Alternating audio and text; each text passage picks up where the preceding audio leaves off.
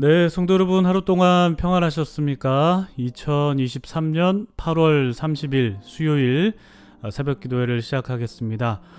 오늘은 여름 수요 묵상 마지막 시간이 있습니다. 여러분들 참석하셔서 함께 말씀 묵상 하도록 하겠습니다. 우리 기도하면서 새벽 기도회 시작하도록 하겠습니다.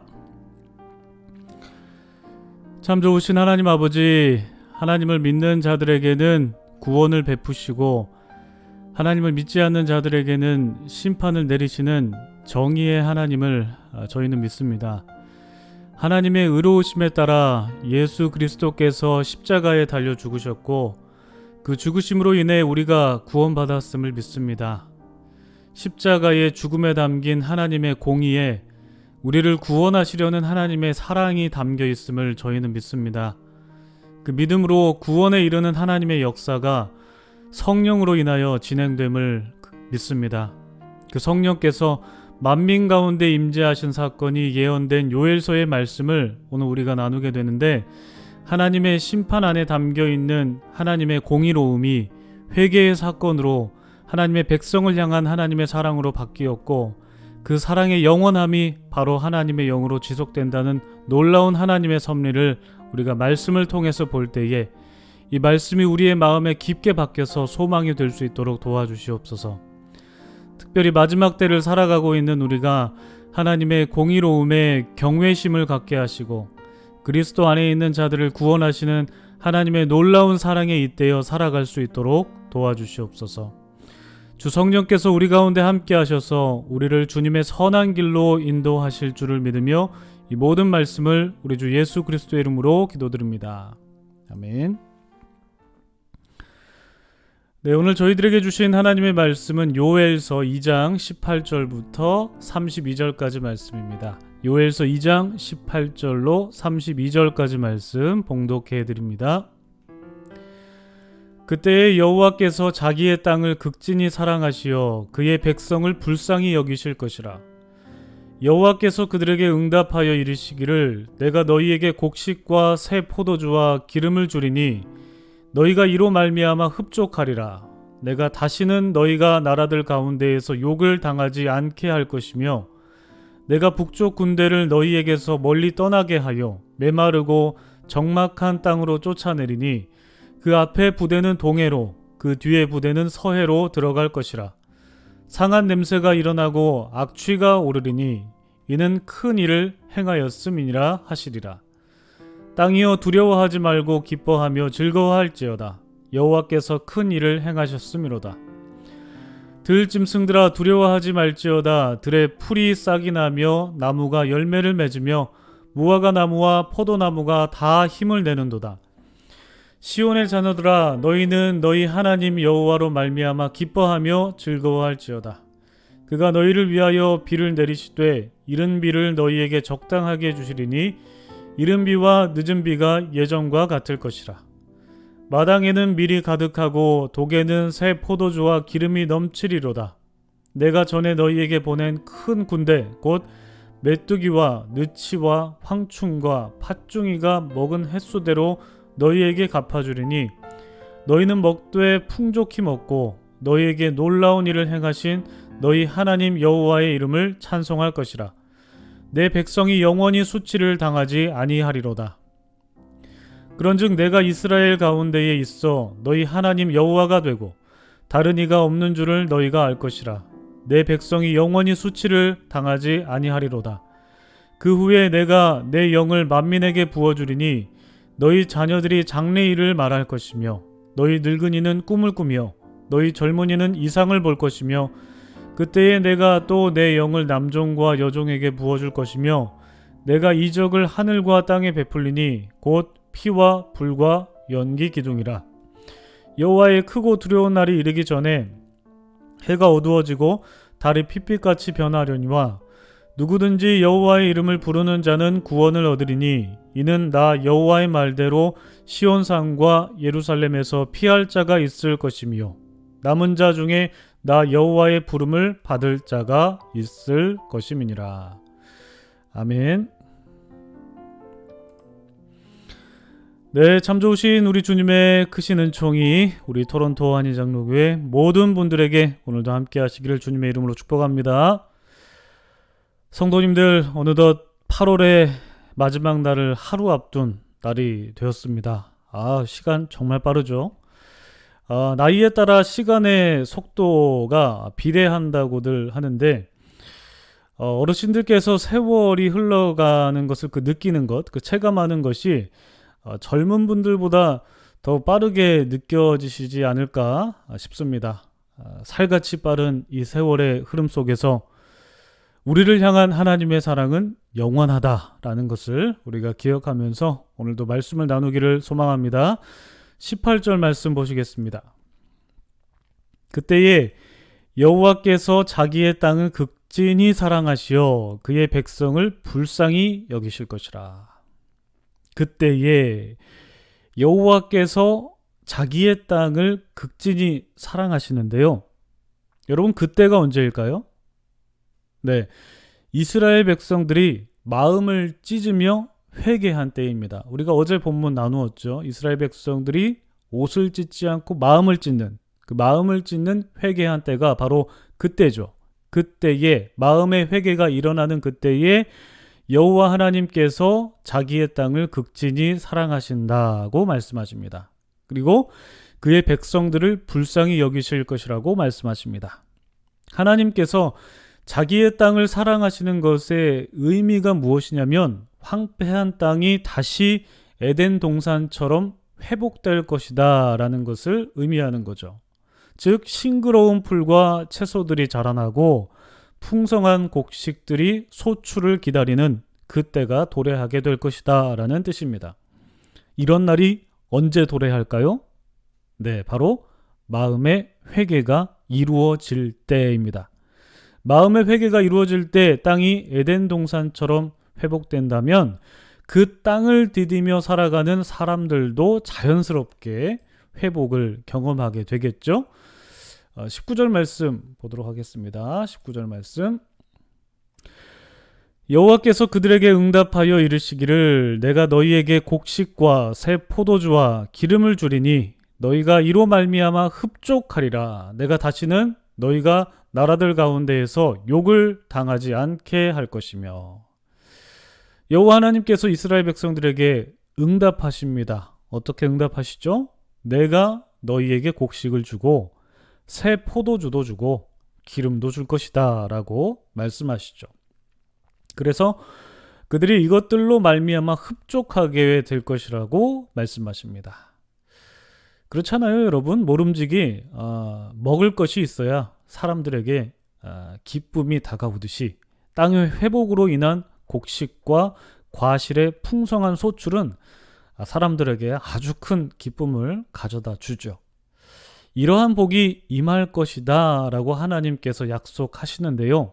다시 한번 여러분들께 말씀드립니다. 언제 이런 복이 임하는 것일까요? 네, 바로 마음의 회개가 이루어지는 그때입니다.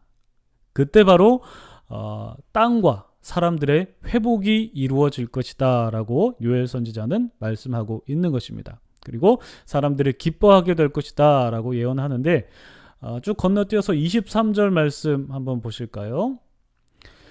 시온의 자녀들아 너희는 너희 하나님 여호와로 말미암아 기뻐하며 즐거워할지어다. 그가 너희를 위하여 비를 내리시되 이른 비를 너희에게 적당하게 주시리니 이른 비와 늦은 비가 예전과 같을 것이라. 아멘. 요엘 선지자가 시온의 자녀들이 누굽니까? 네, 곧 이스라엘 백성이죠. 이스라엘 백성들에게 말합니다. 여호와로 말미암아 기뻐하며 즐거워할 것이다 라고 선포하죠. 왜 그렇습니까?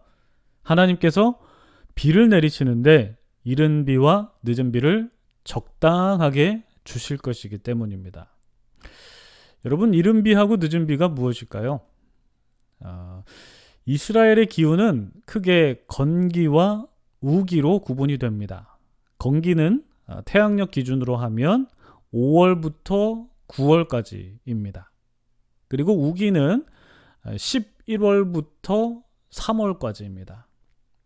중간에 비는 달이 있죠, 여러분. 언제가 비죠? 4월이 비고 또 10월입입니다. 그렇죠?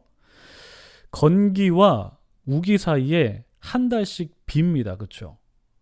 이때 바로 늦은 비와 이른 비가 내리는 시기입니다. 그래서 4월에는 늦은 비가 내리고 10월에는 이른 비가 내리는데요. 4월에 늦은 비가 내린 후에 5월부터 9월까지 건기가 시작되고 그리고 10월에 이른 비가 내린 뒤에 11월부터 3월까지 우기가 시작됩니다.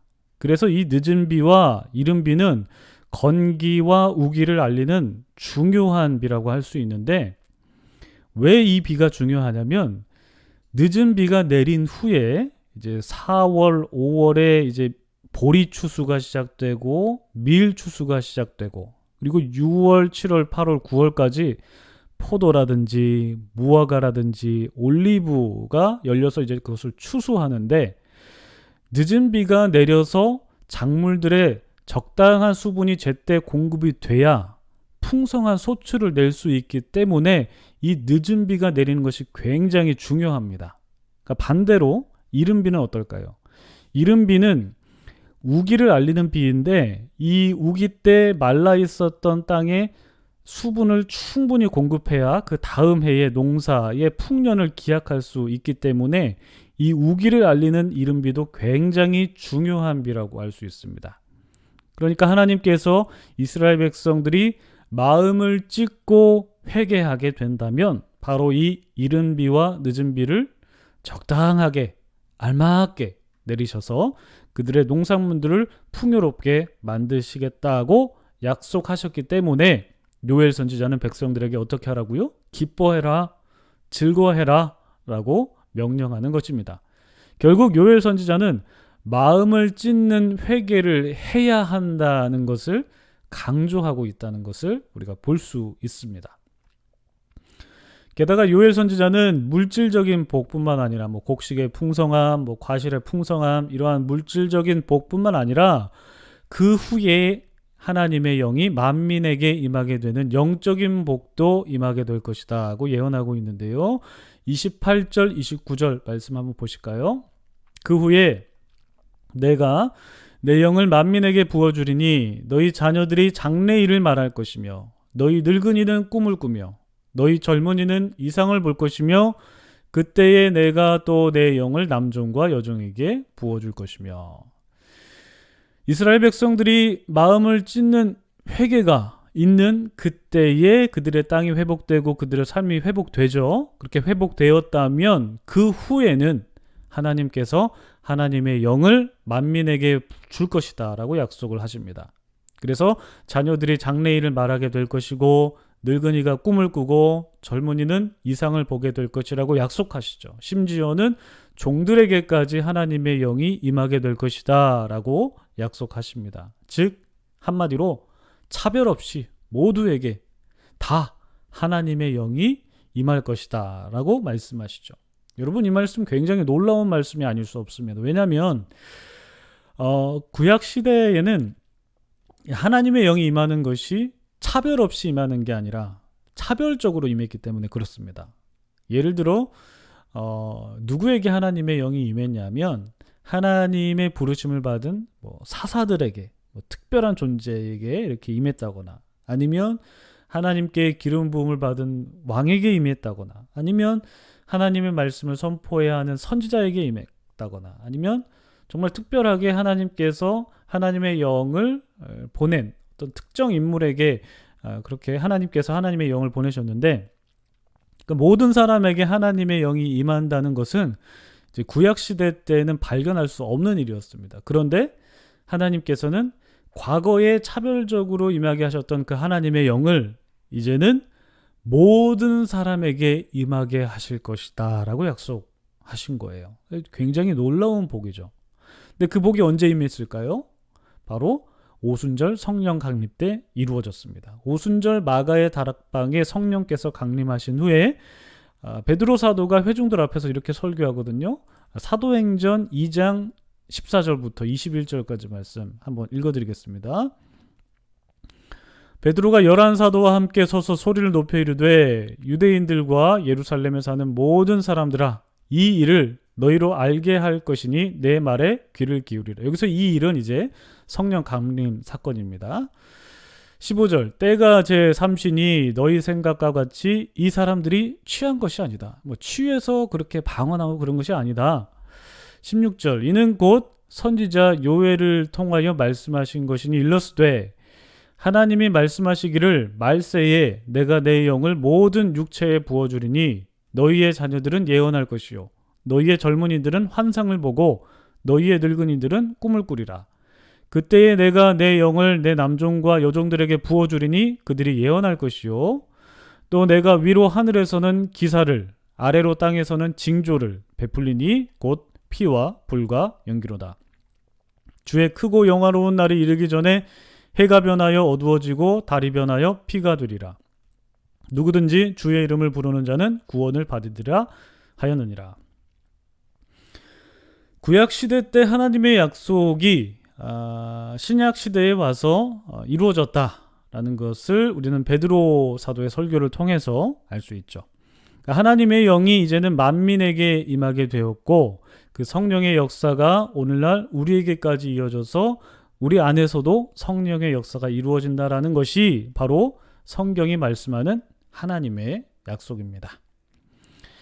게다가 하나님께서 하늘과 땅의 징조를 베푸신다고 하시면서 피와 불과 연기라고 말씀하시는데 오늘 본문 30절에도 나오는 내용입니다. 그리고 31절에서 해가 어두워지고 달이 핏빛같이 변한다라고 그렇게 되어 있는데 이러한 묘사는 출애굽 모티브를 연상시킨다고 학자들은 말합니다. 즉 출애굽 직전에 애굽 땅에 임했던 여러 가지 심판들처럼 마지막 때에 임할 징조들도 이와 같다라고 말씀하시는 것인데 그러나 이렇게 크고 두려운 날에 하나님께 이제 모두 다 심판을 받는 것이 아니라 하나님의 이름을 부르며 예수 그리스도 안에 있는 자들에게는 구원이 임한다는 것이 바로 여호와의 날에 임하는 하나님의 구원 사건을 의미하는 것입니다. 즉 요엘 2장 18절을 기준으로 해서 여호와의 날은 이제는 심판이 아니라 구원의 날로 바뀐다는 것을 우리는 알 수 있고 그 기점이 바로 회개라는 것, 마음을 찢는 회개라는 것을 우리는 어제 또 오늘 말씀을 통해서 나누어 보았습니다. 여러분 우리가 마음으로 하나님을 신뢰하길 원합니다. 마음으로 주님을 의지하길 원합니다. 우리가 온 마음을 다하여서 그리스도 안에 거하기를 원하고 그 일을 우리가 할 수 있는 것이 아니라 바로 만민에게 임하신 성령으로 가능하다라는 것을 기억하시기를 소망합니다. 그래서 우리가 성령의 힘을 의지해서 예수 그리스도 안에 거하고 하나님의 구원의 복을 받기를 원합니다. 오늘 말씀을 기억하시면서 성령께서 나의 삶을 다스리시고 성령께서 우리 공동체를 이끌어 가시기를 위해서 함께 기도하시겠습니다. 기도하겠습니다.